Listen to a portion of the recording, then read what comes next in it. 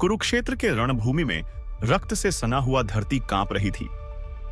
युद्ध अपने चरम पर था और दो महायोद्धा आमने सामने खड़े थे, इंद्रपुत्र अर्जुन और सूर्यपुत्र कर्ण। एक ओर कौरव सेना कर्ण के पीछे खड़ी थी, तो दूसरी ओर पांडवों की सेना अर्जुन का समर्थन कर रही थी। पूरे ब्रह्मांड की दृष्टि इस महायुद्ध पर टिकी थी। कर्ण ने अपने दिव्य विजय धनुष को उठाया, जिसे परशुराम ने उन्हें प्रदान किया था। अर्जुन ने अपने गांडीव को कसकर थामा और श्री कृष्ण, जो उनके सारथी थे, मंद स्वर में बोले, कर्ण महान योद्धा है, परंतु धर्म को जीतना ही होगा।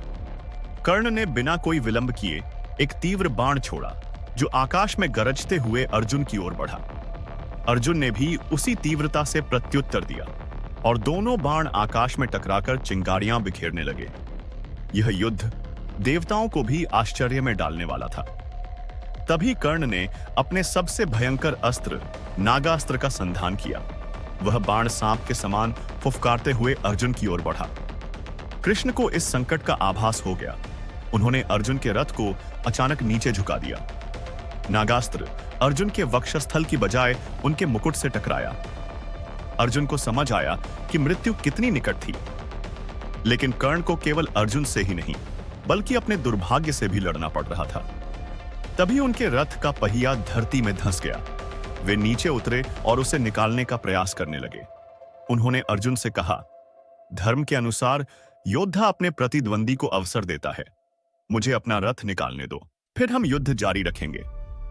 श्री कृष्ण ने अर्जुन से गंभीर स्वर में कहा, कर्ण ने धर्म का पालन किया था। जब अभिमन्यु को छल से मारा गया, तब धर्म कहां था? यह युद्ध धर्म और अधर्म का है। अर्जुन को अब कोई संशय नहीं रहा। उन्होंने कोई अपने तरकश से अंजलि का अस्त्र निकाला, जो अचूक था।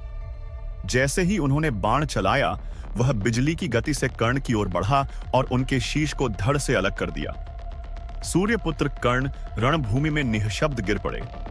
युद्ध चलता रहा, परंतु यह संग्राम इतिहास में अमर हो गया।